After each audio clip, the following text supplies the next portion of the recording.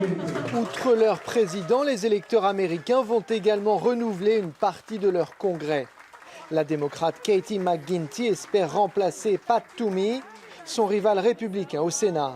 Elle et ses équipes ont déjà dépensé 61 millions de dollars dans le cadre de cette campagne.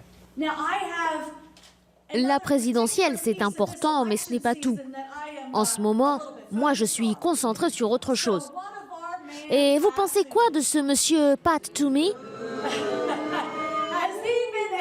Dans sa campagne, est-ce qu'il dénonce le comportement de Donald Trump? Eh non, pas du tout.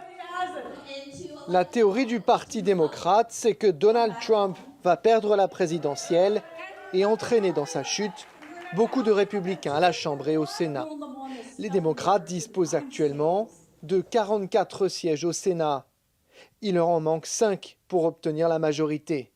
À la Chambre des représentants, il y a 435 sièges. Pour en prendre le contrôle, les démocrates doivent en remporter 30.